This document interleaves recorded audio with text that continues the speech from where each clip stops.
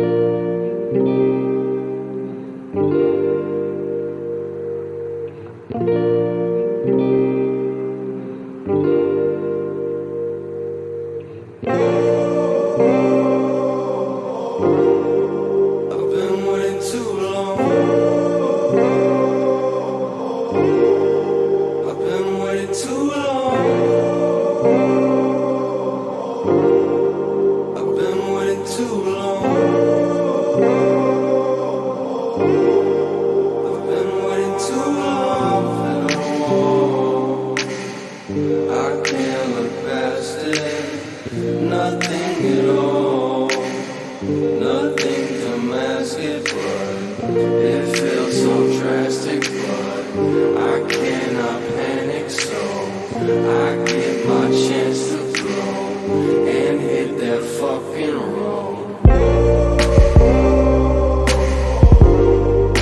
I've been waiting too long. I've been waiting too long. I've been waiting too long. I've been waiting too long. I can't tell it all. If I need to run back and I can't speak it all, if I can't come back, so I just need to find my zone. I just need to find my own. I just need to find my throne. I just need to find my home. I've been waiting too long.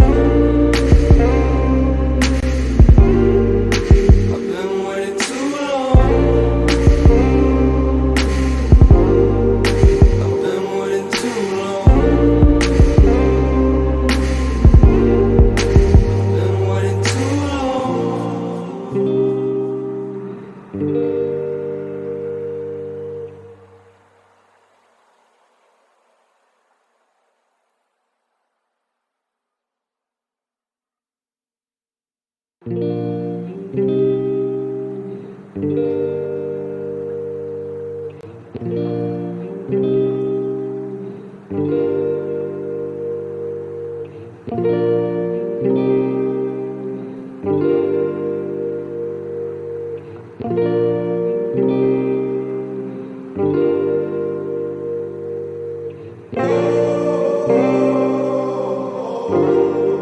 I've been waiting too long.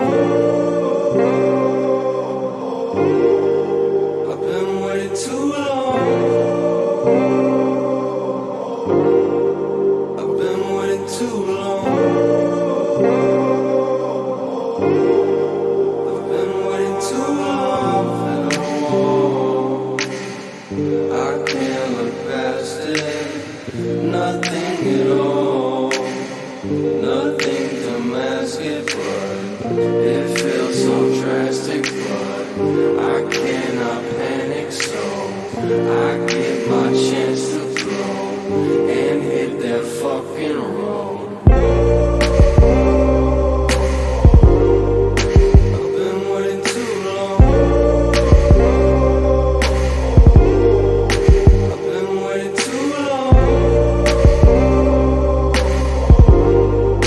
I've been waiting too long. I've been waiting too long. I can't tell it all.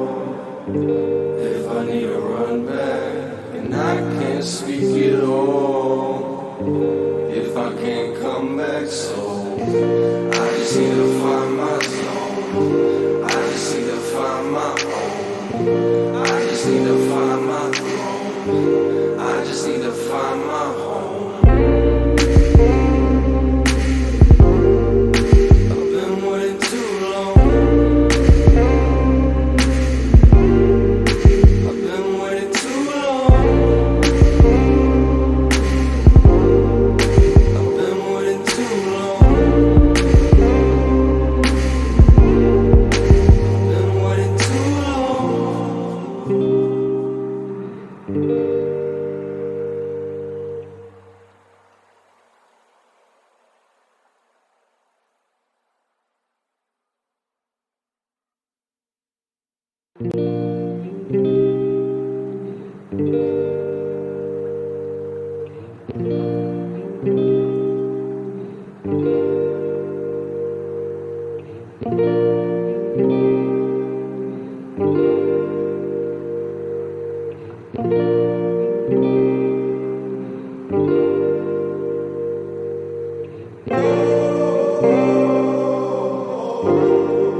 I've been waiting too long.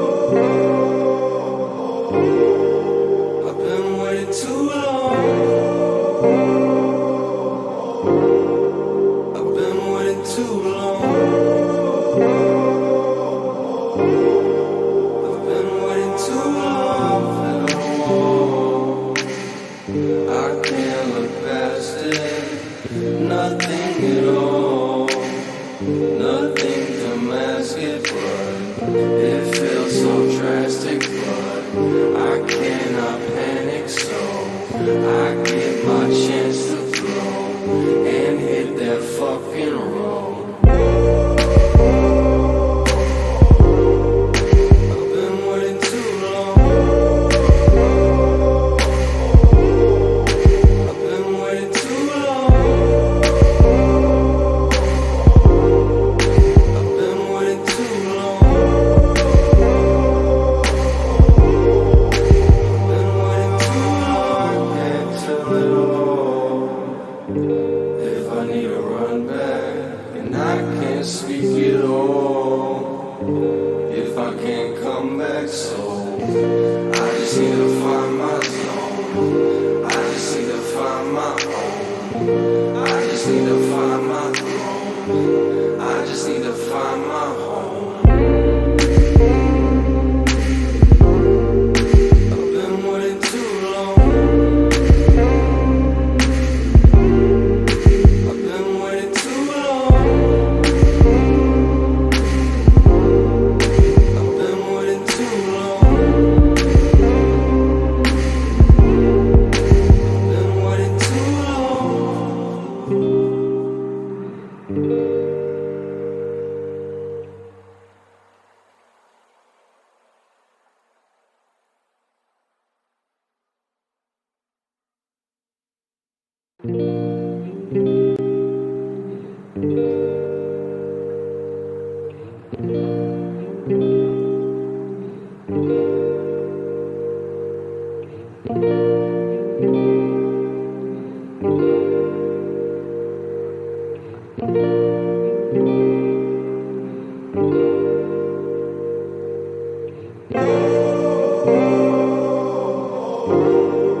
I've been waiting too long.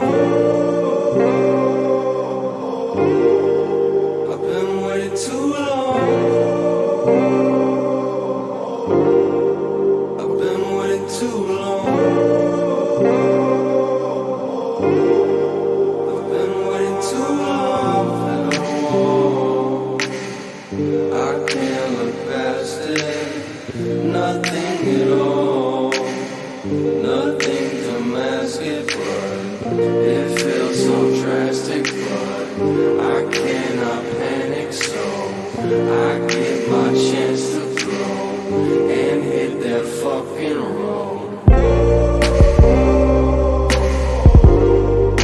I've been waiting too long. I've been waiting too long. I've been waiting too long. I've been waiting too long. Can't tell it all. If I need to run back and I can't speak at all, if I can't come back, so I just need to find my zone. I just need to find my own. I just need to find my throne. I just need to find my home. I've been waiting too long. I've been waiting too long. I've been waiting too long. I've been waiting too long.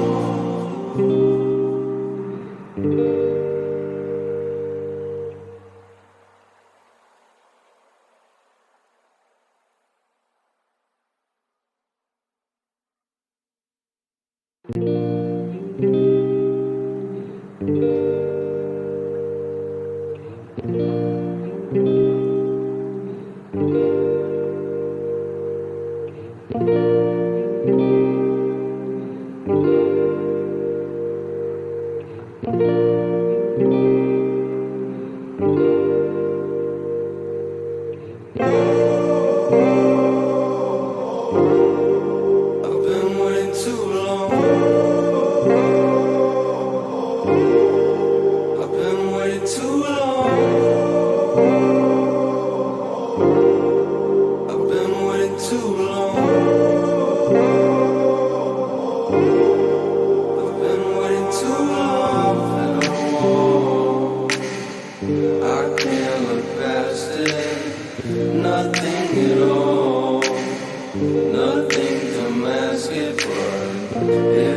so drastic, but I cannot panic, so I get my chance to grow and hit that fucking road.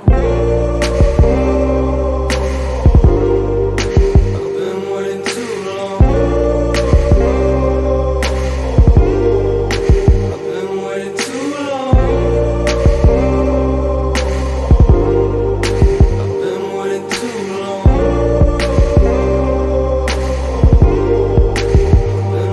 I can't tell it all. If I need to run back and I can't speak at all, if I can't come back, so I just need to find my zone. I just need to find my own. I just need to find my throne. I just need to find my home. I've been waiting too long. I've been waiting too long. I've been waiting too long. I've been waiting too long.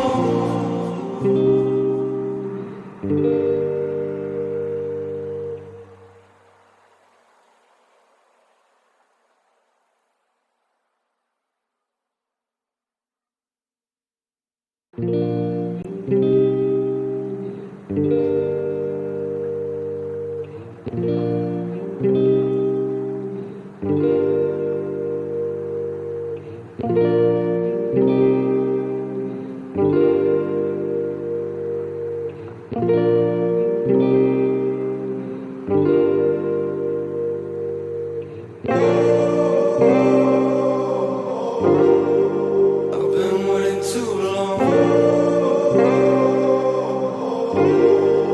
I've been waiting too long. I've been waiting too long. I've been waiting too long for no more. I can't look past it. Nothing at all. Nothing to mask it, but it feels so drastic, but I cannot panic, so I get my chance to grow and hit that fucking road. I've been waiting too long. I've been waiting too long. I've been waiting too long. I've been waiting too long. I can't tell it all.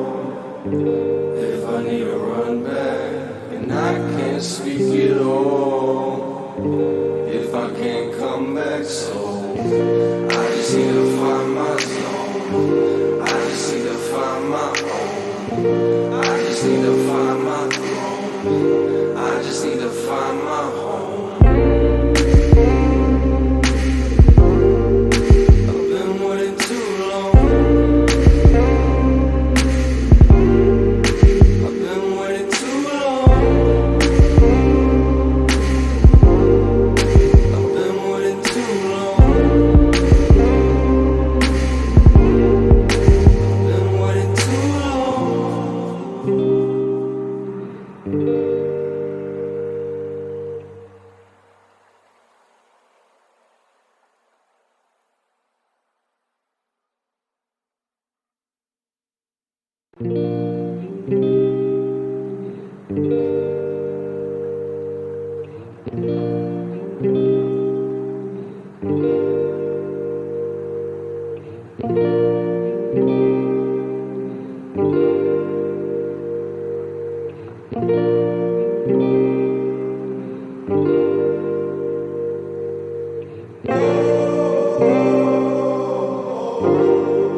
I've been waiting too long.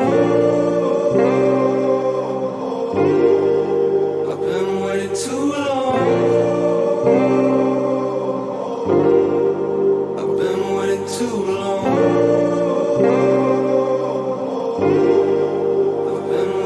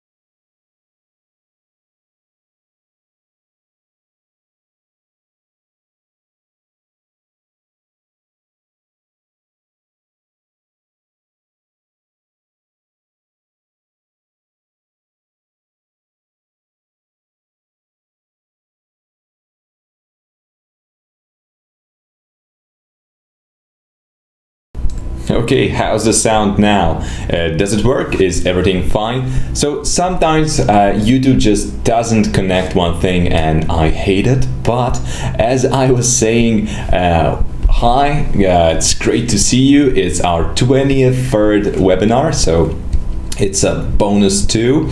Now, next time we're going to have bonus 1, the last one, and of course, then we're going to part our ways. But we're not exactly parting our ways because, as I said, the Skype chat is still going to be active. I'm not going to be visiting it as often as I did before, and most of the questions are going to be moved to emails, but more about it later.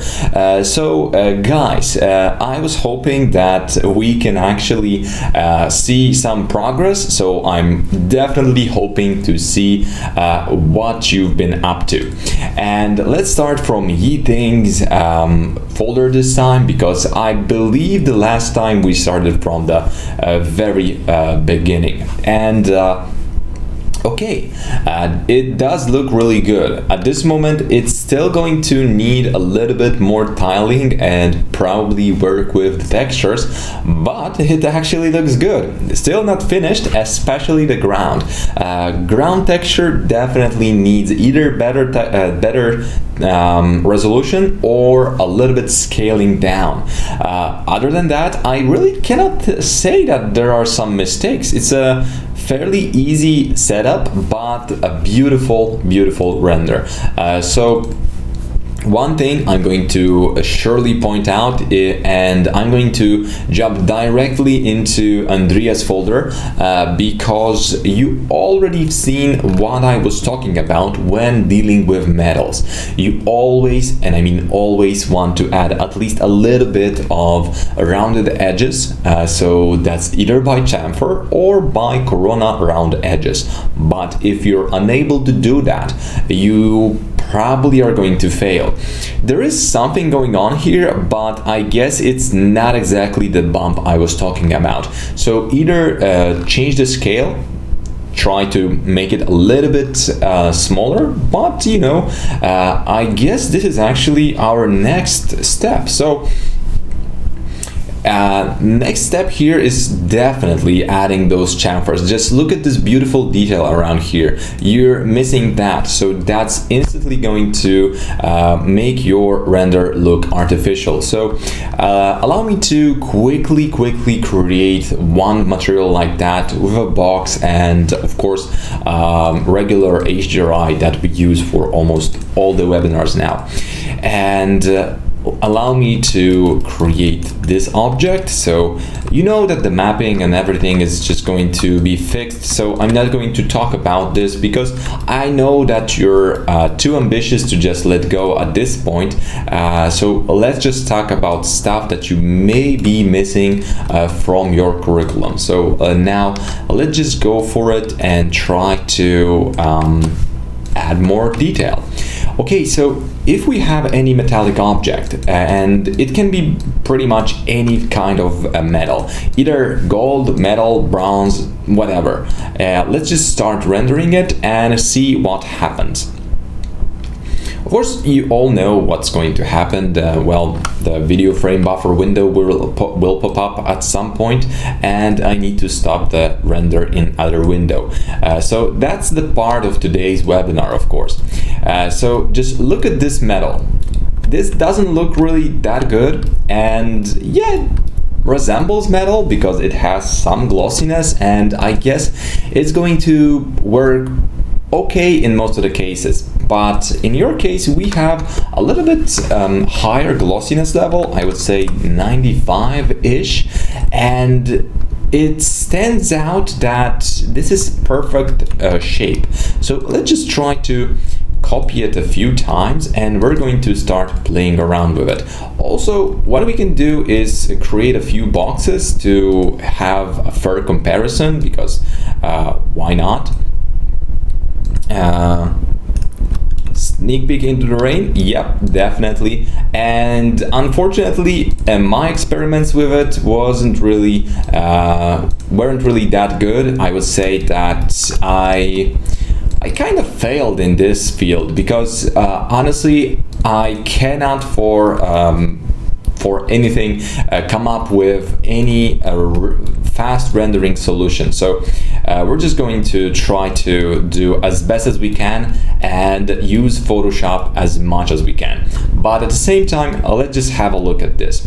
So yeah, this kind of look like metal, but it's too perfect. It's just too perfect, and I hate it. So let's just add another Corona material for our experiment, and I'm going to copy this metal here, so it's the same gold. But what I'm going to do instantly is just go for Corona, round edges, and add it in, just like that. So let's go for bump. And now after adding it in, even though this is still metal, and now you can see that some of this light is actually gathering around those edges, which is very nice. We also have this extra highlight, which is also very nice. Looking at this from well, smaller distance, you can see that now we have some kind of realistically looking detail, while if we go a little bit to the left, we have totally artificial object. And it doesn't have to be really strong, so you don't have to go for 1 centimeter. You can just go for a few millimeters, and it's going to be enough to get this nice highlight around here. It's super important because your edges just need that. And now this is one thing, but we're still going to go further.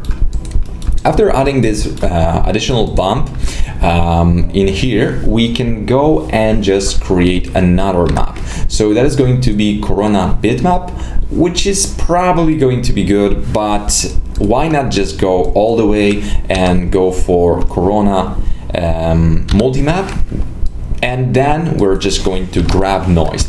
We don't have, or we don't need many noise maps, because it's just that 3 is usually enough to add enough randomization. So again, it's just going to be a really simple trick. Item count 3, mesh element, set it as additional bump, and just take a look what happens here. I'm just going to turn this direct visibility on. So now we have totally straight reflections. Now if we add this as additionals, you can see that now the metal is bending. It's a little bit too much, and I'm probably not going to leave it at as strong. So now, if we have our objects and we move around, you can see that now the metallic reflection, which is expected out of objects as big as this, is a little bit distorted. That's really good, and you should try to go for it, because if we do the same with the previous material, we're just going to get a mirror-like reflection, which is perfect. And perfection is not exactly what we're aiming at least render-wise. So again, you can see that this looks a bit more realistic just on a start. You can add the radius map, everything else, to add a little bit more variety to it. But right now, I haven't even yet randomized those noise maps. So that is also going to be very helpful to actually randomize them.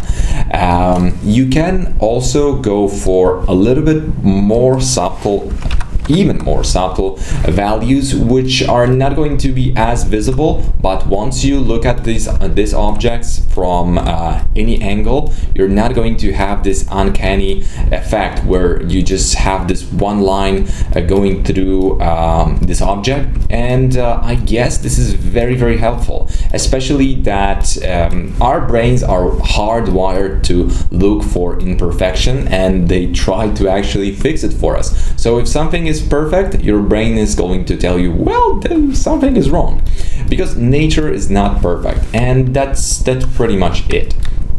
So add this bump, add the round edges or chamfer, and it's going to look way better. Comparing the two of them, you definitely need to add some kind of strong light from the right side. It can be as much as any kind of corona light. Just put it in and go for it. This texture resolution doesn't look that good. You need to change it. And for the tiles, I know that you're going to think about adding some weird mesh, but you literally have to do exactly the same as you did here. Just add a bump map on top of your material. So that's it. That's going to be it. If you want a little bit more precision, you can go for displacement, but definitely bump is going to be enough. Just make it look good.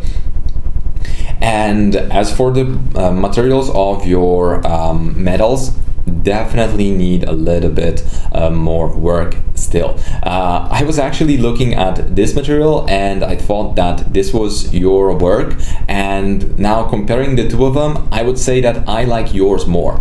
So definitely going to work this way. So let's just continue and jump to another folder. Great job, but tell me, do we have any extras? I mean, anything else happened here?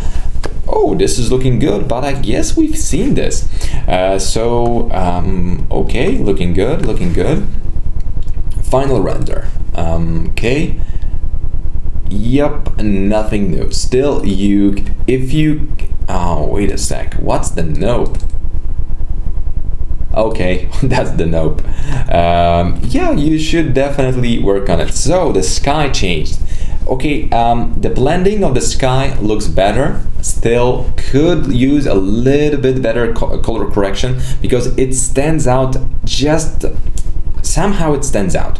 I'm not sure what's wrong in here, but there's this little something that it's just uncanny, but well, still looking good. So Theodore, show me your progress now. So you were kind enough to share your bathroom with us again, and I see that you made a little bit of progress. So I like that you created this jungle type because those reflections, wow, nice, and they look good. So get rid of those glares because you don't need them to be as strong as they are. You basically need to remember that we try to keep our glare to the minimum. At least make it subtle, because otherwise everything is going to be too shiny. At this moment, with this level of quality that you deliver, you can work a little bit more on this texture, just a bit. Move it around and, well, just try to I added the displacement map to the class too. You don't have to do as much. I mean, the displacement map is a lot. So everything looks good. I mean, I don't know what else can I say. It's totally good, but this texture could be better. I would turn on the caustics if you still haven't. So you need to go inside the material and add the caustics. So the caustics are going to render for quite some time. So don't expect them to be your well, main course of action. But in reality, you want to add them at least to some of the objects because they will just make them look a little bit better. It's not exactly that each object needs them, but it's just that sometimes we're going to use them anyway. So now we have this metal object, so I'm just going to go for any kind of oh, I haven't saved that. So Corona material. Remember to save the most common materials in your library. I don't know what happened to mine because it reset, and I had this white studio and glass just added yesterday, so I probably reset this somehow. Anyway, I'm just going to add this, and in your Corona material you've got this option to add caustics, and if you go for, wait a sec, now let's just add it in. So I'm going to add this material so you can see it. Now this is how the caustics works. So now without your caustics you have this effect. With them you have this. So there's a quite great difference, but we still haven't really enabled the caustic solver, which is going to add a little bit even more to it. you can see what I'm talking about when I'm suggesting you this effect.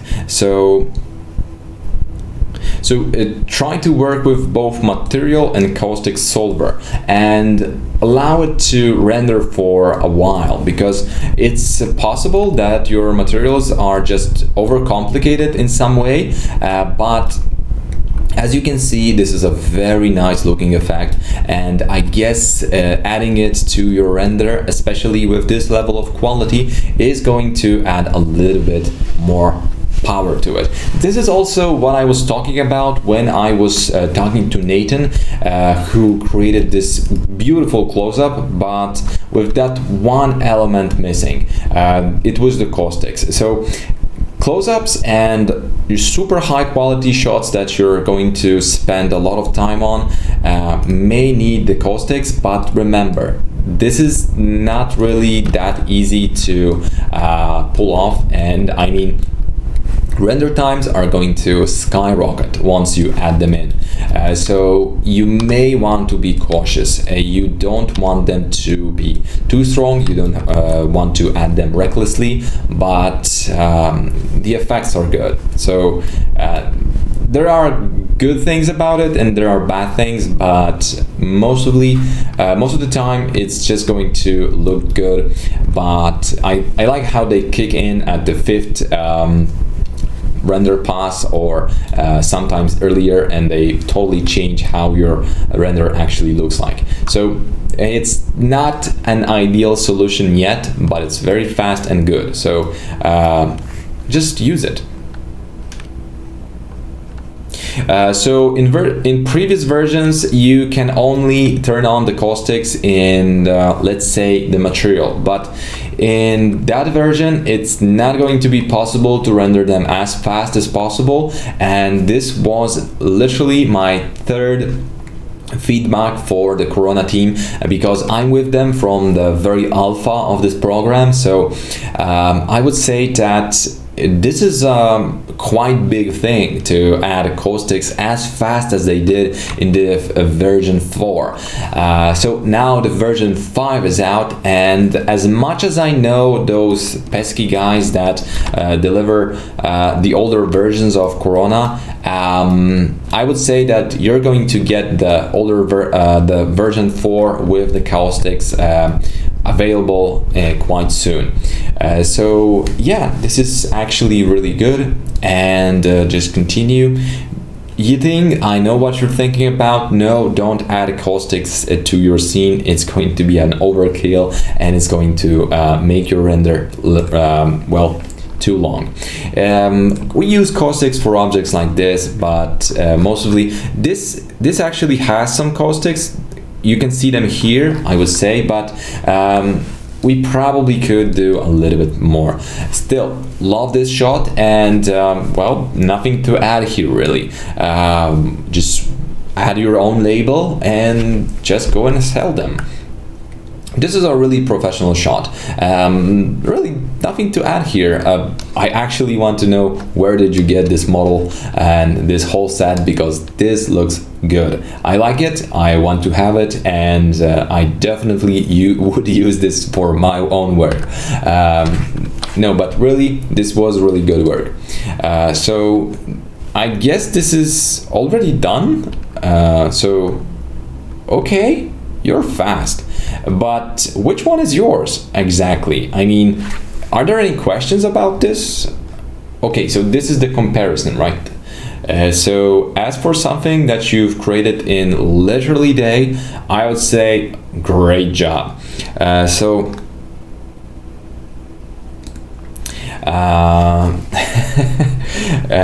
Yeah, I can, I know. Anyway, good job. It looks great. I love it. Just now map it and you're done. This is looking good. This is exactly what I was talking about when giving you the hints about adding shots to your portfolio. This is going to look amazingly good. This is going to make your clients go wow, and that's the shots that you should be aiming for, because even though this is complicated, this is hard, it is not really something unachievable. So great job, just continue working on it, and I'm pretty sure you'll be able to deliver it in no time. But I thought that I've seen a comment around here. What's the best way to make the holes? The best way to make the holes, probably making the mesh, but in reality, I would just go for negative displacement, and this should be enough. Just add 2 layers of materials, so it's going to look good. Added edges crossing on a point where the holes placed as a next step. I wanted to chamfer them to get square surfaces. Okay, that looks good. It sounds great. Don't do this line in any way. You just need a good texture, so it's going to be enough. As for the holes, you can either go for negative displacement, because you don't have to create it with multiple very complex meshes. You can just go for it, or you can just ignore that and just create the booleans and just point it out, because there's not that much of them, so why not add them? So the mesh way, there are many ways to do it using mesh, but it would actually take a little bit longer to do, but why not? So if we try to add those inside of our model, you can always go for any type of modeling. So I would say that box modeling is always the best. Make sure that your wall has some kind of initial thickness before you start. Also, you may want to add a little bit more density to those walls before you do. So quadrify mesh or any other modifier is going to work good. It's the same situation as Małgorzata had in her first interior. So it's just that if you add the boolean, you start adding operands, and this is how you can do it. But of course, you need to make sure that you subtract this, and this is pretty much going to look good. But this is a really easy mesh to create. So you also can use ProBoolean instead, because ProBoolean is going to clean this mesh a little bit. So let's just go for more objects. Now convert them to editable poly and attach them again. So now, since we already know how this works, I'm going to go for ProBoolean on top of everything. So start picking, I pick you, and now this is clean. Not exactly, but you know what I mean. So if we want to do it, you can, but you can also go for manual and no edge removal. So that's always going to be one of your options. But before you actually boolean, before you do that, you can always try to copy those objects and create the shapes out of them. So you can add those extra details that you had in there. So let's just select those objects, and now we've got those. Let's convert this to edge, control and click on one of the icons to switch between the sub-object levels. And now, since we are here, let's create shape from selection, linear, because I just hate those smooth lines.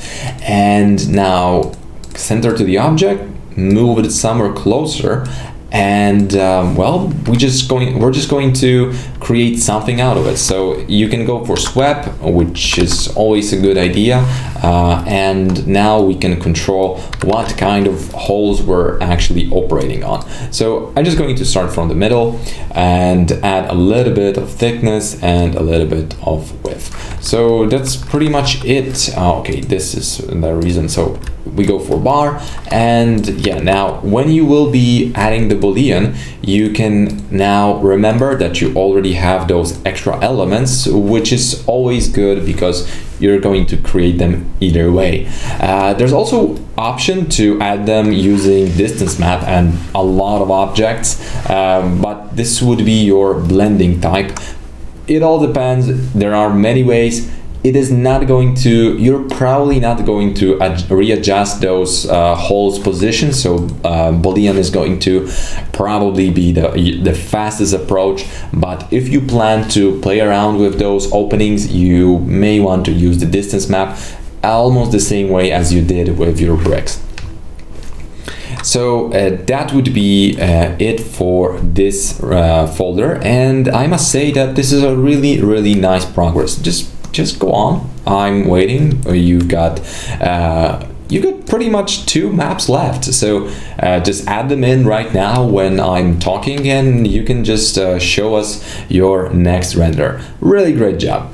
So let's continue talking about our folders. So Shafiq, whenever you're back, let me know. So Nathan. Also Nathan, I see that we've got this final render folder, and you actually added something nice. So still, Nathan, if you need a little bit more help with the grass, because right now it looks good, but it still could look better. The trees look amazing. The Photoshop part, you passed. I mean, wow, this is looking great. But still, something is really weird about this grass color. I would say maybe it's just that it resembles your inspiration or reference image a little bit too good, but I'm not really sure. I'm not sure how to put my finger on it, but your trees, the sky, everything looks great. I would say that this is a totally good, fully made render. This is really good.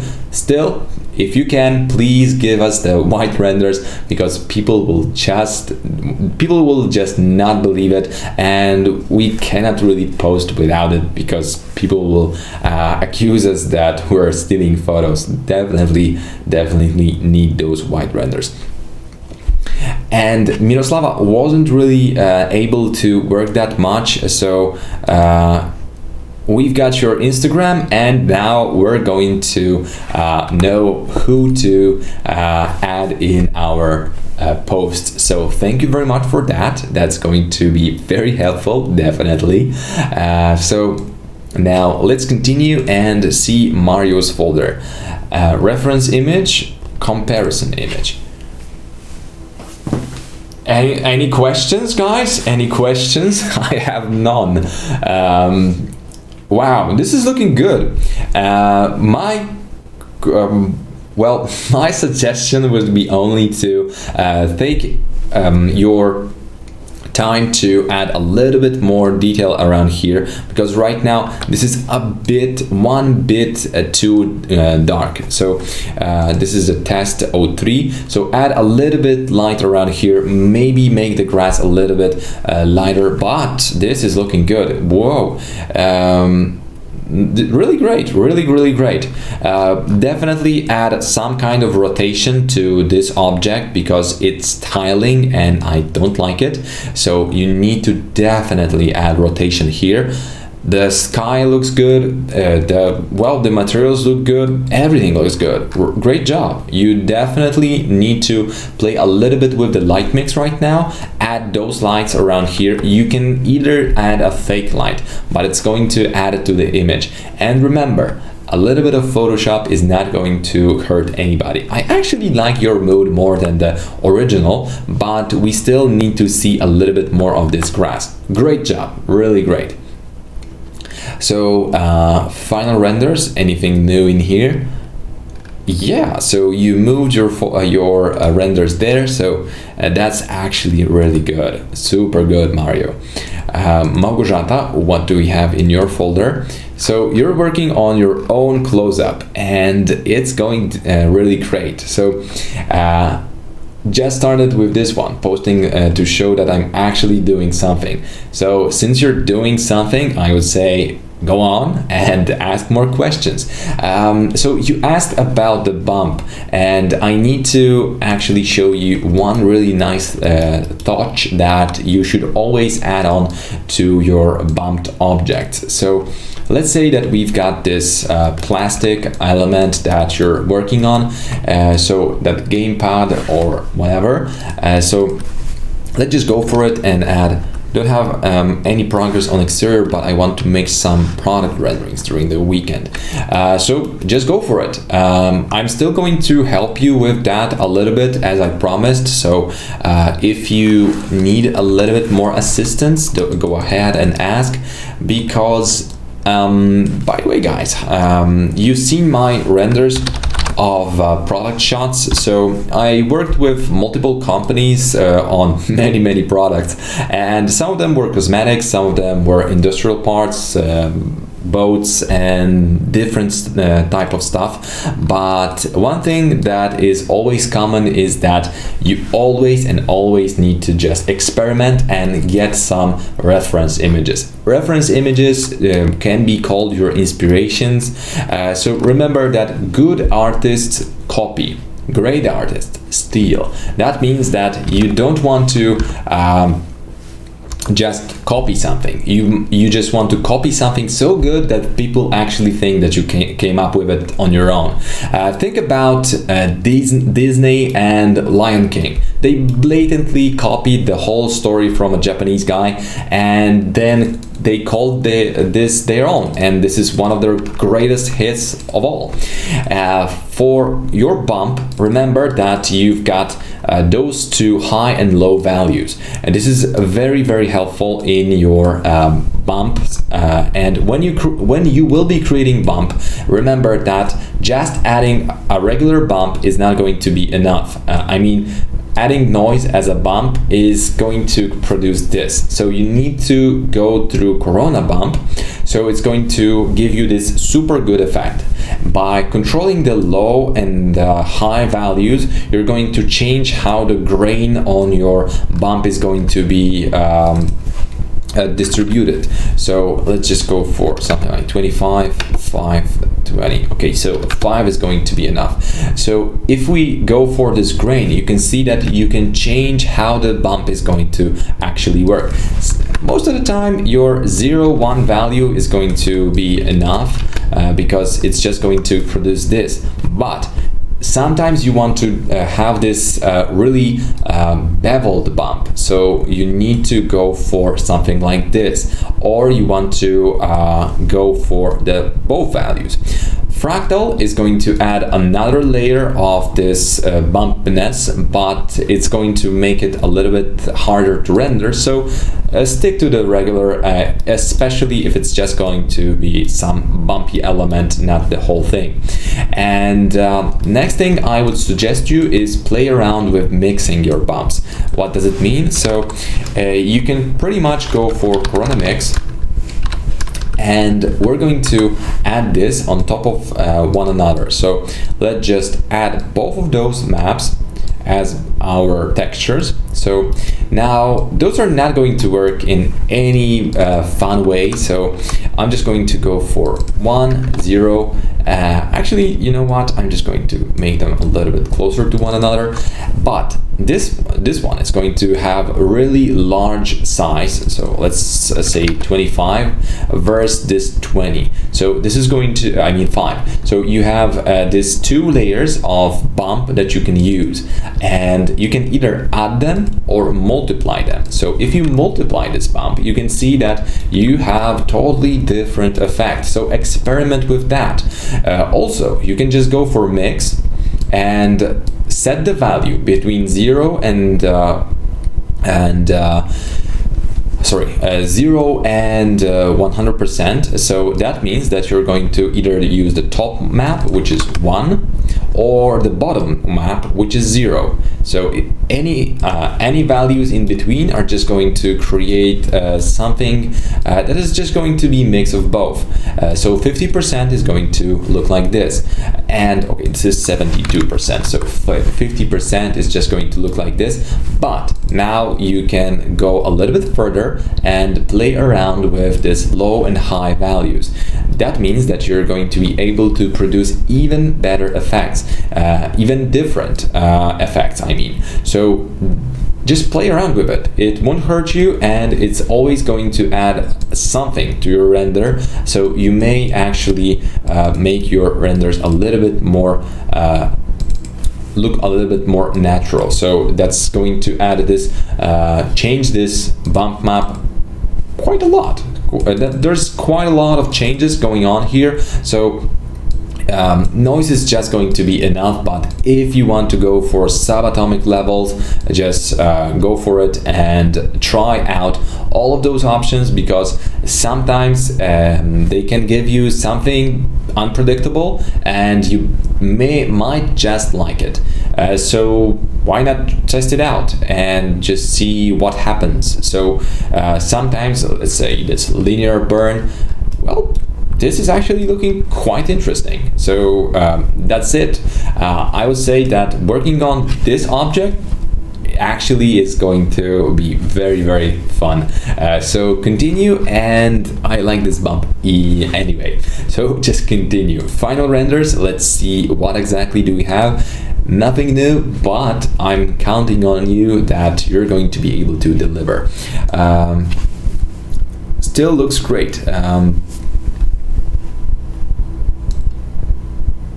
My Xbox, okay.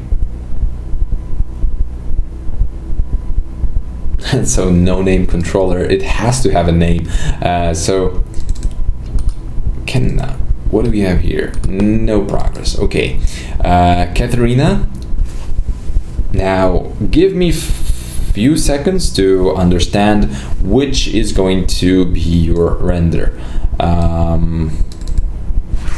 Okay, this is not finished. No updates yet, or did you add something?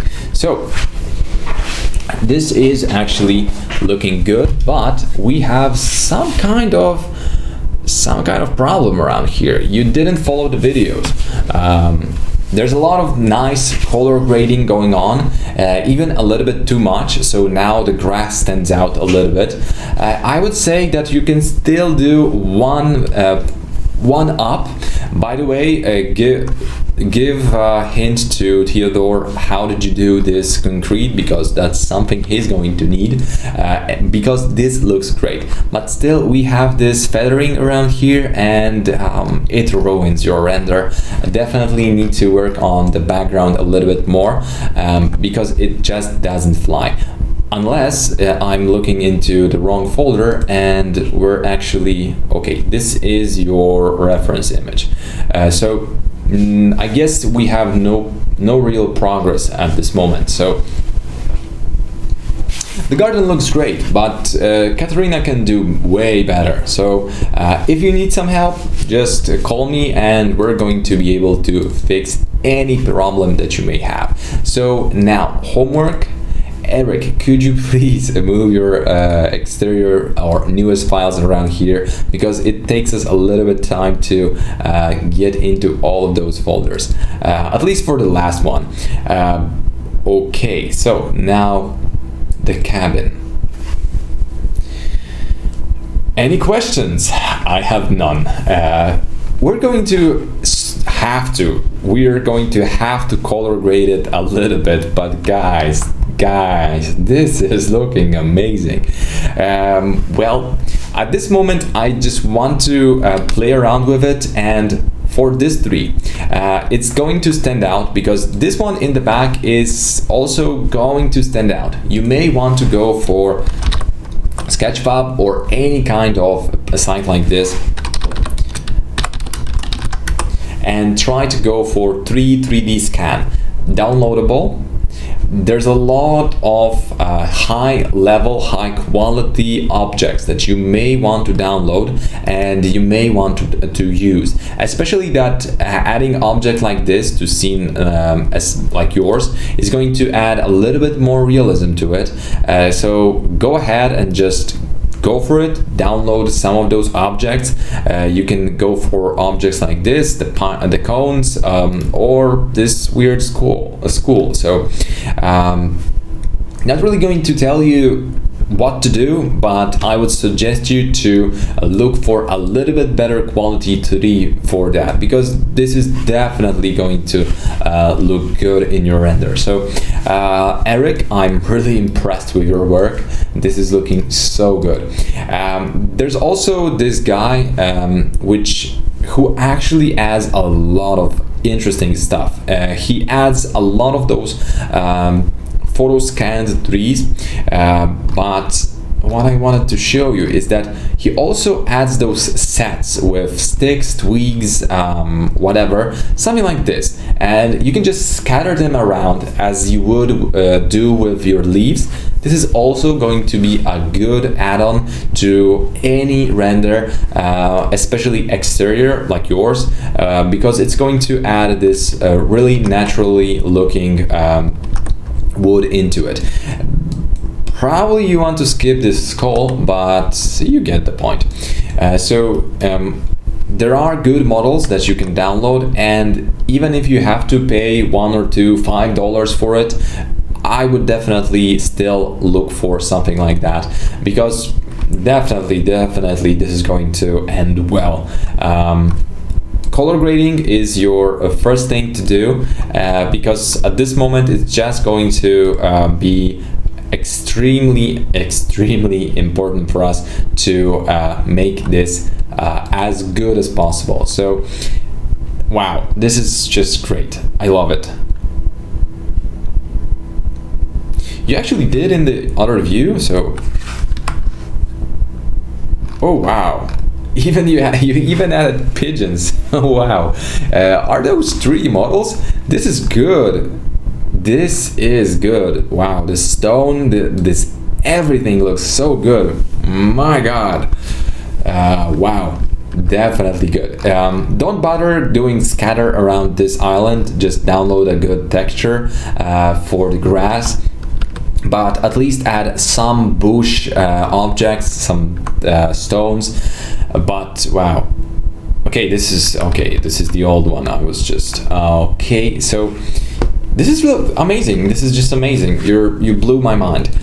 Taking this to Photoshop is going to be fun. Remember to play around with the greens to make sure that you get rid of those cyans, because those are going to indicate a little bit different tone. So play around with it either here or in any capacity that you can. And now if we take this to Photoshop, add the clarity, and if you would actually render it out to some high noise levels, I would say that this is definitely already done. I like it. I love it. I'm really impressed, and this tree is standing out as a fake. So change it. Everything else is good. Maybe this one as well, but this one definitely needs to be changed. But wow, amazing, good job. So Eric, I would say wow. Now exterior 1. I guess we're not going to get any progress here since you're working on something so amazing. I would definitely love to finish it as well if I were you. So Donald, let's see your work. Comparing the two of your shots, I mean your shot versus this shot, I would say that wow, this is looking good. You actually really did a great job. So you fixed the lawn, am I correct? Because it actually looks so much more real, thanks to all of this variety that you added on top of one another. And this is looking good. This is definitely looking good. You passed. I would say that this is amazing, great job, nothing else to add. Good job. So again, great. A good trick that you can try with this kind of slopes, or let's say in-betweens, you can just add a rock like this, scatter it around and put it in water. I would definitely try to work on the water itself a little bit more, because you can still see that there's a little bit of something around here, but this is looking good. Again, you really did tremendous job. I love it. I really love the randomization of your grass. Really, there's nothing to add here. Maybe rocks like Eric did, but go easier on the bump around here, because it stands out a little bit too much at this moment. But looking great, looking definitely great. Remember that this photo is again over photoshopped, so you cannot expect to have exactly the same effect, because those guys know what they are faking. They're trying to hide some of the detail that otherwise should be visible, but they just thought that it's going to be redundant or boring. And we're done. Again, nothing else to add here. Any questions? Nope. Really great. Just render it out in high quality and you're done. Is this your render? I would say that it is possible to actually... This is actually your render. This is actually your render. Wow, I was like, is this your render as a reference? But now I'm a little bit shocked. This is looking great. This is great. I love your close-ups. They are so realistic. For a second I thought that you've added a little bit more inspiration back in, but then I remembered that you've used these other chairs, and wow, this is looking great.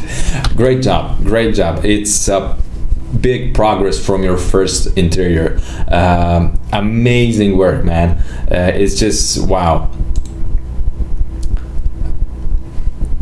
I'm really surprised now.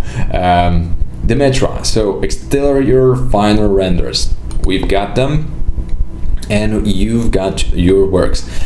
So Dimitra, we still need to see a little bit more of your progress. You still have time to see everything, and Eric, Donald, you're doing really great. Basically all of you guys are doing great, so I'm really glad that you joined.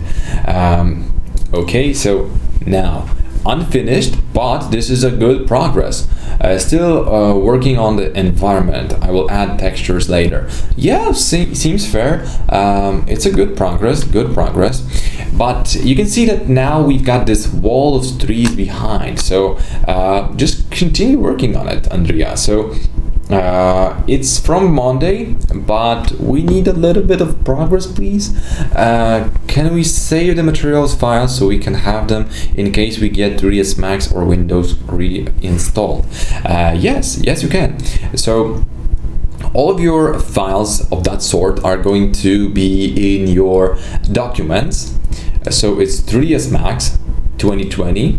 Now you go to Documents, Max 2020, and you've got your render output, which is the default directory where your renders are going to save. If you just open the Common tab, Scenes is probably where your scenes are saved. It's not probably, it's just there. Auto backup is here, and of course we've got material libraries. So it's just that you can copy this object and then place it in the same folder once you reinstall your 3ds Max. It is also going to be read by any version of 3ds Max unless it's really old.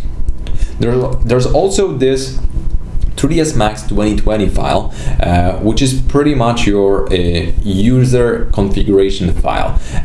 It doesn't really matter if you copy it, but if you created some kind of shortcuts, you're going to get all of your directories with you, all of your initial setup, your pretty much everything. So you may want to copy at least this folder.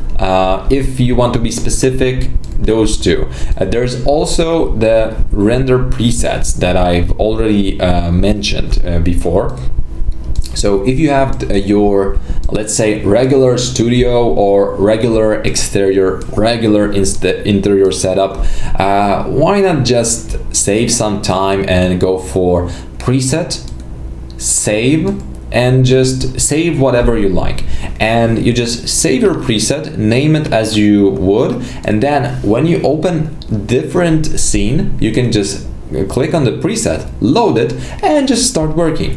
Some of the work you're going to do is going to be repetitive. Let's say you're doing 20 floor plans that are in 3D, so you just need the basic room size from one viewport or another. I actually worked on something like that some time ago, so it's nothing to really show because it's not really that interesting, but still I'm going to just tell you, show you what I'm talking about, because again, it was something that wasn't really impressive because it had to be done as primitive as possible, but at the same time, this is a very common thing to do for your clients. So you will be doing stuff like this, and you may want to have those presets. This is a work that you have to do in just one day. You just add those optimized objects and you just work with them. So you don't have to have those high quality renders, you just go for it. And that's mostly because you just need to do the floor plans as fast as possible. You just don't have to care about this. You just need to do it as fast as possible, as I said. So Andrea, we're still working with you. Just go on. This is actually a really good start. So I would say that, yeah, just continue, please.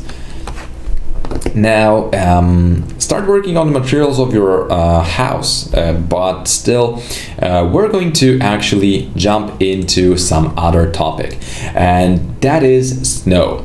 But before we do snow, I'm going to do the road. So let's go for the road, because that's one of the topics that I really wanted to talk about, and I feel like it's going to be important for at least some of you. So now,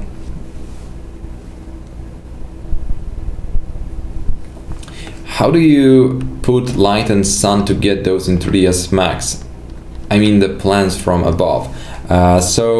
This is going to be covered in, this is basically the same technique as you would go for with Pantheon chair, with those textures. You just have to scale them this way, or you can import those if you have them in CAD files.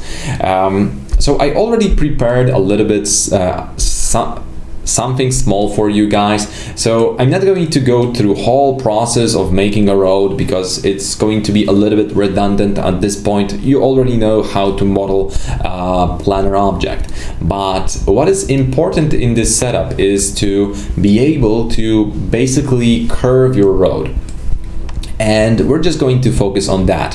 First, I'm going to quickly inspect my road material, and I'm going to show you exactly how it was done. So first of all, the curb on the side is a regular concrete material with 2 extra mix or multi pliers. So we've got random for multimap and Corona UVW randomizer. That's basically it. You just need to do some kind of texture with randomization. So this whole setup here, I mean this mix is just not needed, and I'm going to actually skip it. So it's not really that important to have it, but you pretty much have this curb and it looks okay.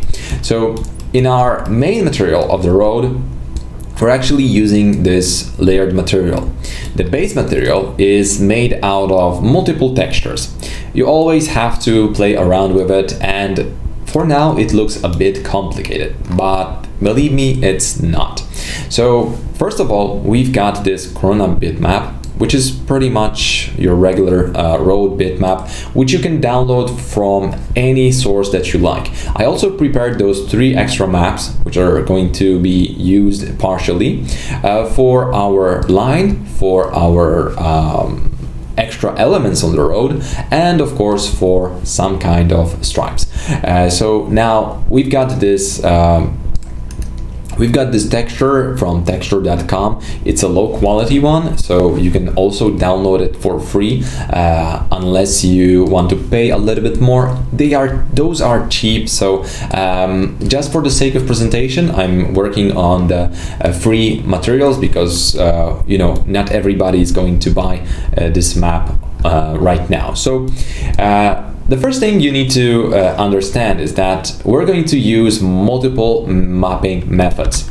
You could skip the first one, which is just a UVW map for the road itself. You can see that, well, it looks quite okay.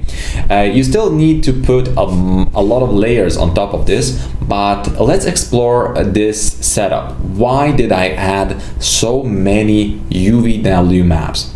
So first of all, the first one is for my detail. So let's actually add another one, which is going to be for the map 1. So it's 200 by 200. Now it's this object is overscaled, so give me a second because I've made a small mistake. So I forgot to reset the X form. It is not going to be crucial in your case, so I'm just going to paste this anyway. So now we have this setup, right? Again, this is just some kind of texture which I picked and made sure that it's not going to look tileable, and this is your road. This is how you do it. You can use tree planner map instead of UVW map for this, so it's going to be easier with multiple objects. And as for every other material, the setup is almost the same.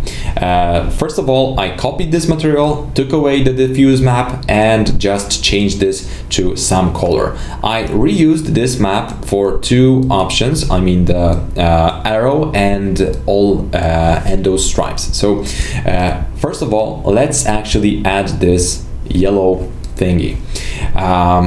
You're going to notice that those maps are a little bit weird. I mean, they tile in this weird way. So first of all, we've got map channels. Map channel 2 means that this UVW map is going to work with maps that I made or let's say ordered to be used by map channel 2.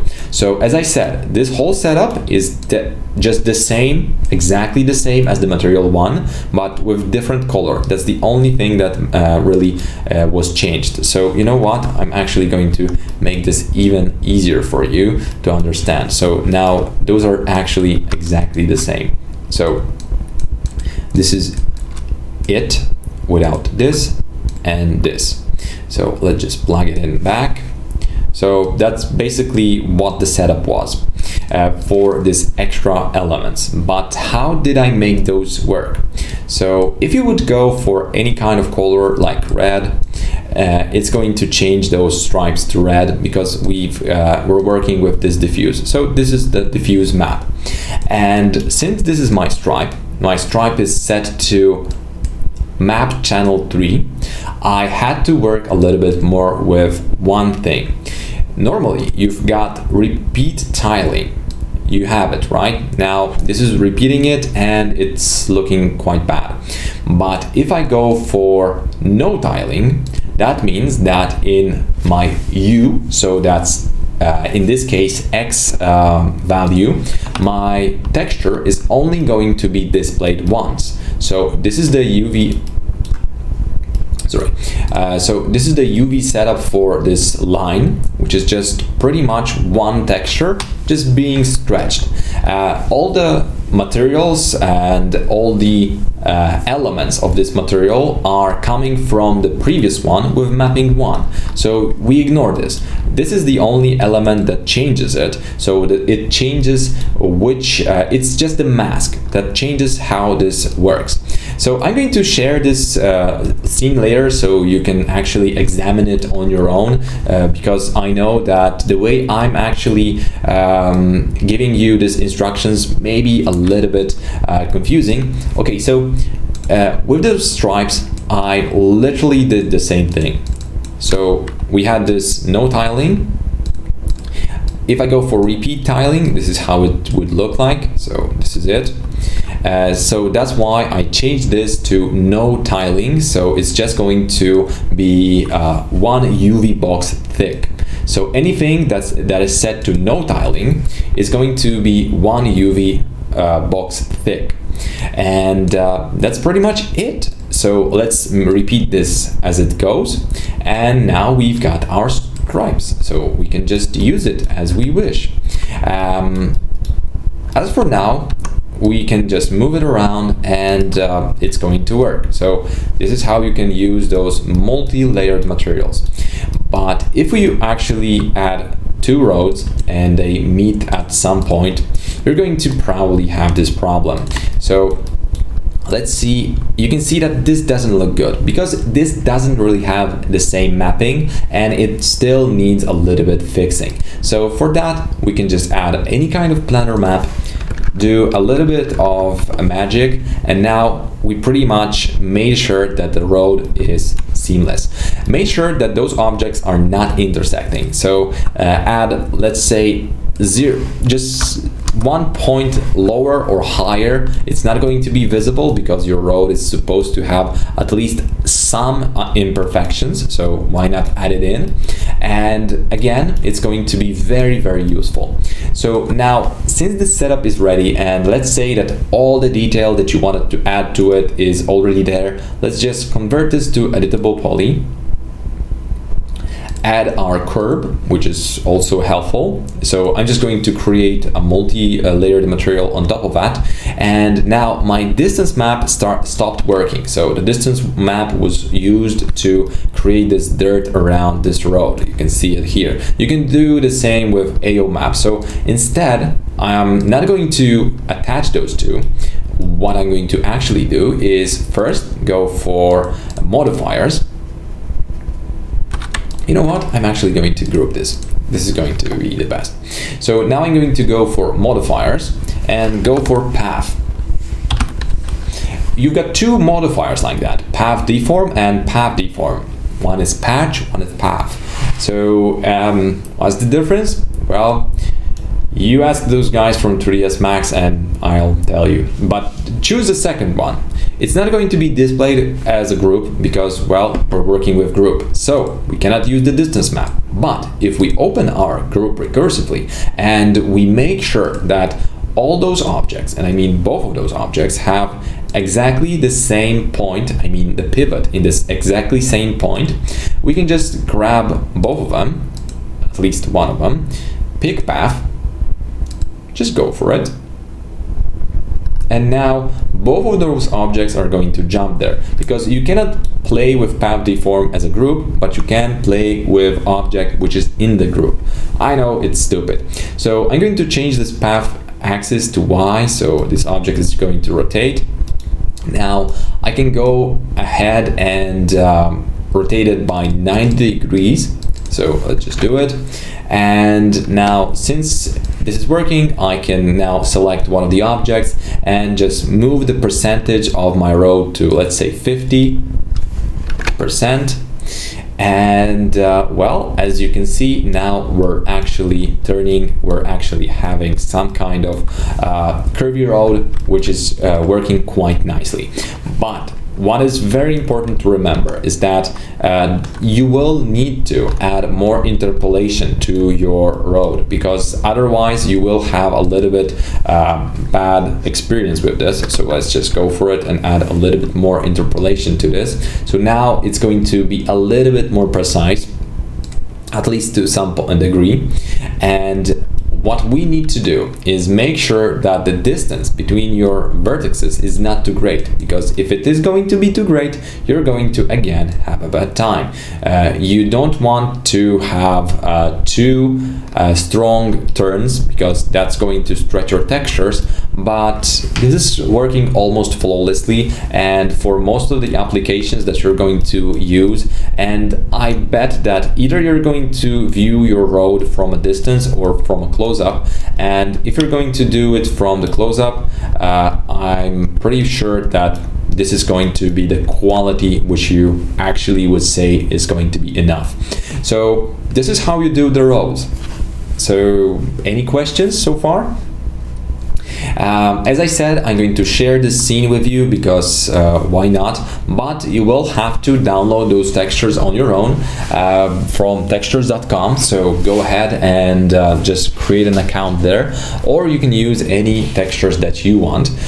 You can supplement this with anything else, or just skip it entirely, because this is just a detail which you probably haven't even noticed what changed. So what changed was this this element here. It's not a perfect way to do it. There are better ways, but I like this because right now I have tremendous control over my objects. And if you for some reason would like to be even more pro, you can go for Corona Tree Planner map and ignore the mapping for all of those objects and just add it as your diffuse map. It's let's say 200. So why should you do it? Because if you now create another object and intersect it with your road, it's going to be part of your road altogether, and it's not going to produce as many problems as it would otherwise, because the mapping is already there thanks to the tree planner map. And well, this is how you can do the roads. And yeah, just put a car on it and you're ready to go. Okay, so I'm going to send the scene to you and you can just examine it before I actually clicked convert to editable poly, so you will be able to see what's going on. Remember, if you create a road, you can just do the intersections as I did with Corona Tree Planner. It's going to be very fast and easy because the mapping is already there. It's just that sometimes the intersections are not going to work that good because of the intersecting objects. So you may want to make sure that there is some distance, because you can see this microscopic differences, but nothing that we are going to care about at this moment. So tree planner map is going to be really good. Enough of that. Now we're going to jump into another topic which I promised, which is snow. Snow is pretty much almost the same as rain, but it's not, because snow is going to require you to use some kind of particle system. I tried to experiment with scatters, but it didn't really work out as I wanted. So there are three things that you need to remember about snow. When it's snowing, you probably want to add at least some volume map to your scene, and of course if you're just going to go for that beautiful render that you are going to create otherwise. So this is your regular render with snow. Now I don't have any volumetrics, so this is how it's supposed to look like, something like this, right? Now, if you add in your volumetrics and set them correctly, you're probably going to have to compensate for the exposure, so for the fog. So I'm going to go for 2, so -2, come on. -2 to make this visible. And now, why did I add this fog? Because I don't want this to be too fake. I don't want to create too many particles, and this is pretty much how you should do it anyway, because there's always a little bit of fog in winter, at least from my experience. So you want to set it to a little bit more than your snow is going to be reaching. So let's just examine this setup. It's only 15 meters and 50 meters in emission. So emission is actually crucial in here, because without emission you're going to get pretty much this. It is good, I like it, but I like this a little. I would like this a little bit more if this would be a little bit more lighter. That's why I want this emission to work. And we don't use volume mapping. Scattering can be left at some reasonable value. Go for single bounce only, but that's not the main element. So setting up your snow is really basic. You just download any texture that is going to be black and white, and you plug it into your Corona multi-map. plug it in as mesh element, randomize it, and plug it in. That's why we want it as opacity map to both your opacity and bump. Bump is just optional. So now we have this, but we still don't have any snow. That's why we're going to unhide all of the objects. And as for now, we don't have anything in particular. So let's create our snow. First of all, you're going to have to use particle systems. Luckily, 3ds Max already has snow. Which is not exactly snow as you would expect it to be, because it's just going to look bad. So we're going to create some kind of snow object. Remember that we want to create this particles using snow emitter. So auto grid off.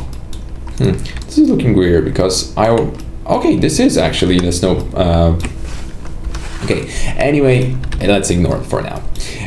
First of all, let's create a snow and make sure that it's going to cover all of your view. Don't make it too big, because you're still going to have to make sure that it's not too wide, not too big, because later on, after your fog goes over your snow, it's going to be just redundant to create those particles. Put it somewhere above your object, so it's going to look, well, more realistic. And remember, 15 meters above is enough. Now move your slider a little bit to the side, so we're going to start raining snow. I mean, the snow is going to start falling.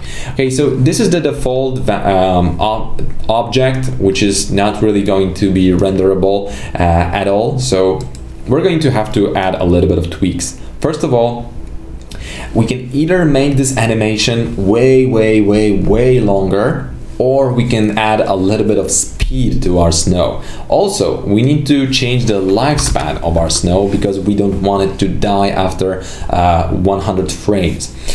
So let's add a little bit of speed, and I guess since it's on 10 meters, a speed of 100 is not enough. I mean, too much. So let's just go for it and try to add 10 is enough? No, it's 20. Okay, this is weird.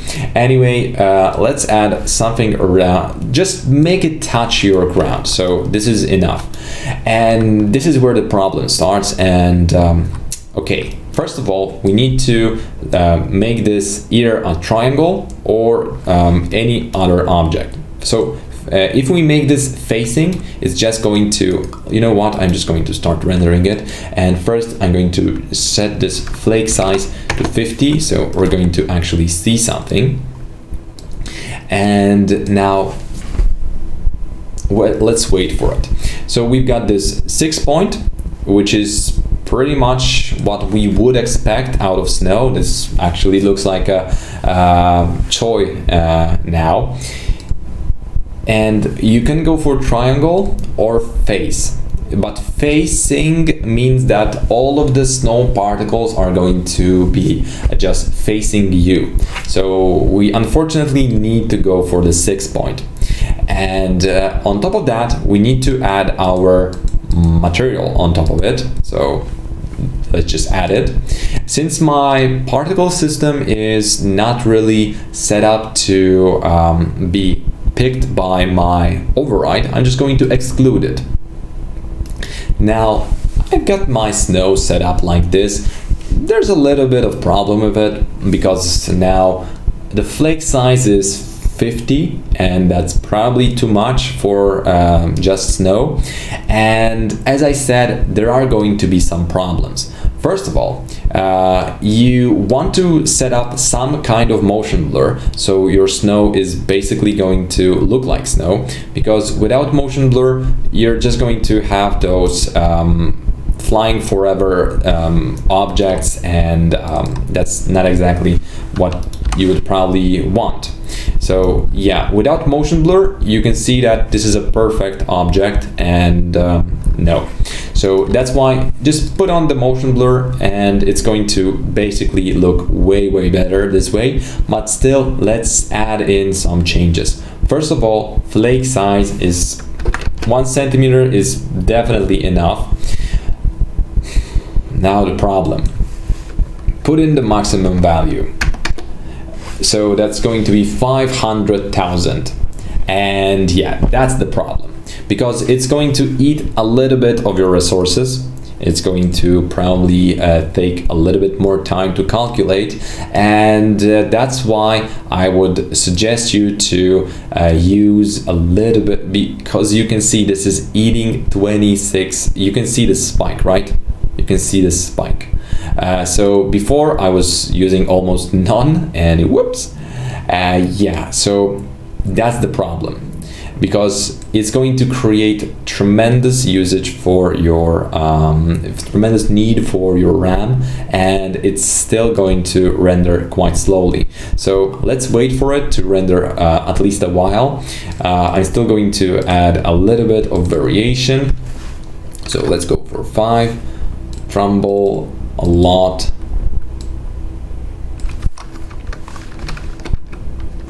Okay, so this is pretty much the snow. This is the setup.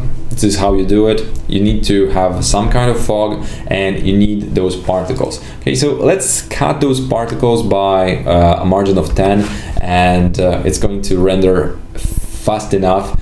Still, I'm going to increase the flake size by 2, so it's actually going to be visible, maybe 3 actually. So let's wait for it to render out for a second, and you need to wait for it to render, unfortunately, because there's a lot of particles going on, and unfortunately there's no workaround. Snow is small and it's going to be blurry. Taking photos in snow is just going to take a little bit longer. So why not save a little bit of time and just go to Google and go for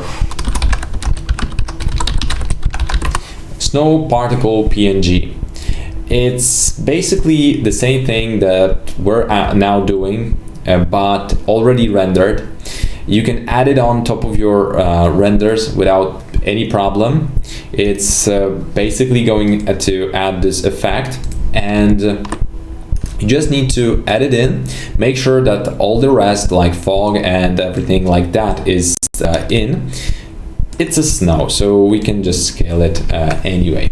And now we can just go for it and go for screen, and now it's snowing. Our brains are wired so that we cannot really see if the snow is, well, let's say 15 meters or more. So it's just that. You can just do it in Photoshop in seconds instead of waiting a long time to create almost the same effect in 3ds Max. Yes, this does look good. Yes, it's going to react to your to all of your how is it called, to all of your light sources, but it's still not going to be as good as it's not going to render as good as we wish. So the same thing goes for your rain. So first of all, you're going to need some kind of objects like this or some kind of textures like this, because we're going to use scatter for snow and particle system. Particle system, as for the rain falling, I would suggest you just add it in Photoshop. It's just a waste of time, but yes, it does look good. But at the same time, we start rendering from quite high level, and it's going to take quite a while to render out, but it looks good. So at this moment, I'm going to quickly jump into the rain. I used only those objects, and the rest is just I'm just actually going to show it to you. So I've prepared this object, which is just regular plane with ripple modifier on it, so you can just ripple. I created 3 different ripples so we can have a little bit of splash. So now we've got this splash all together and 2 scatters. So one scatter is basically scattering only the splash. The second one is the exact copy of the first one, but it's going to also copy not only the position, but also it's copying the ripples. So The only change I added on later on is the amount of objects, because this has 10,000, so there's 10,000 of those splashes, and there's more of those ripples, because I wanted this to look a little bit more realistic. So there's 20,000. So if we look at this, we can actually see that they have exactly the same position, but there's a little bit more ripples. And now the render part.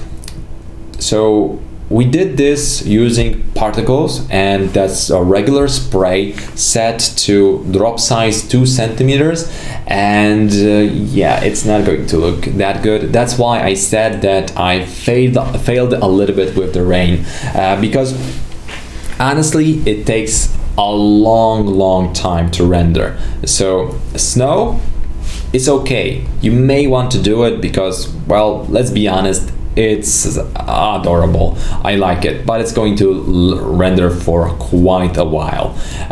But for the rain, unfortunately, this time I must say that it's best to use Photoshop to add raindrops, because adding them in any other way is going to kill your render time. And by doing this scatter, I only added a little bit of effect to it, so we're not going to get any good effects out of it at this moment. And actually I'm going to delete this spray for a second to show you those parts that I like about this whole setup. So one of the things I like is that we added this fog, which is above this ground. It always happens when it's raining, you have this small fog, and as I said, we've got those ripples and the rain thing. It's not good for the close-ups, because at this moment we would have to actually get the full object or full simulation, and simulating the rain, no thank you. So it's best to add the rain in post-production, and this is my approach. So your can be a little bit better, or you can just skip this part and try to do even smaller ripples, even smaller scale splashes. So it's going to probably look more or less better, but it's still not going to be perfect in my opinion. But any surface that looks good when when you add this amount of wet objects on it, is probably going to look good in close-up. So this is the basic setup. So let's view it from the top. There's nothing really fancy about it. It's just water object, so really nothing to show, unless well, you want to examine the materials. So this is how they appear in your render. And adding millions upon millions of that, even adding millions didn't really help. I also added this small fog, which is just above the ground. Is exactly the same setup as I shown in one of the webinars, so I don't want to go through it because it's just exactly the same. So no point in wasting time on it. So as for the heavy snow, as for the heavy rain, I would say add this in Photoshop.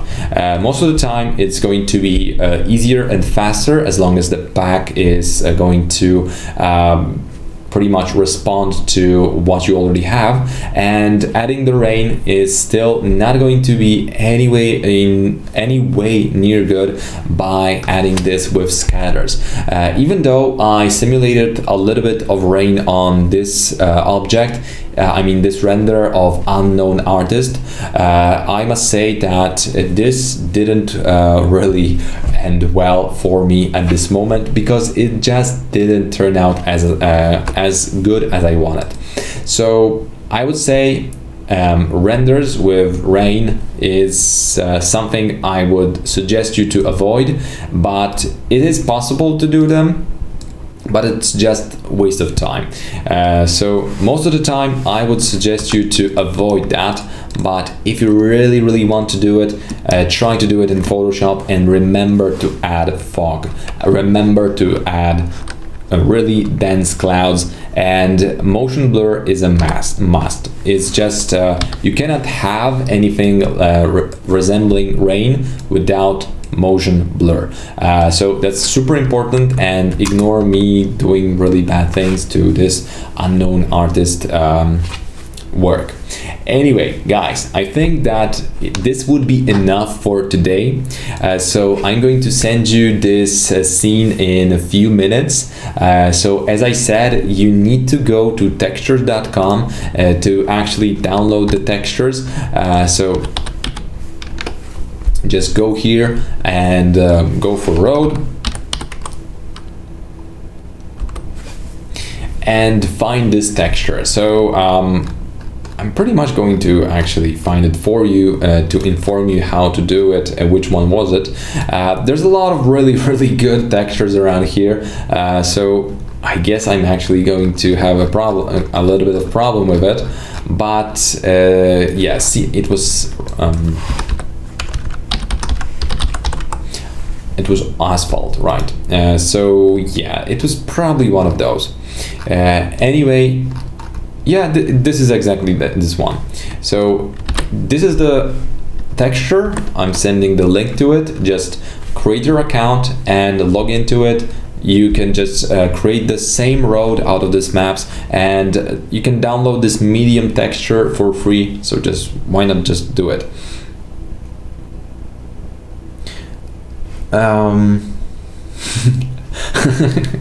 Okay, Theo, that was actually a lot. So guys, thank you very much. I'm sending you this scene in just a few minutes. So if you want to play around with snow, I can also send you the particle system, but I would say that it's a little bit redundant at this point.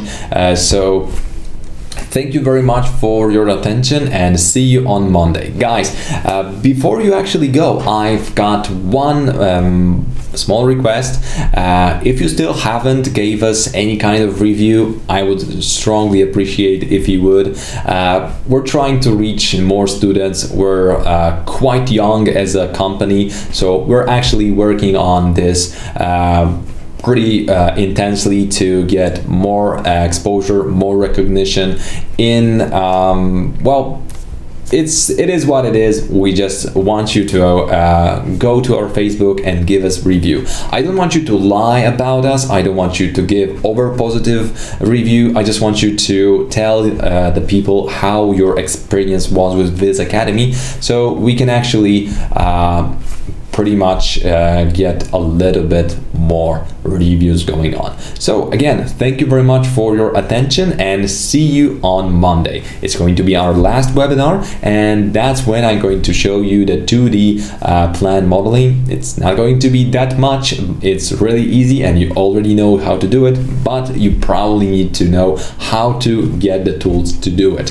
And again, as I was saying, we're going to end here. So thank you very much again, and see you on Monday.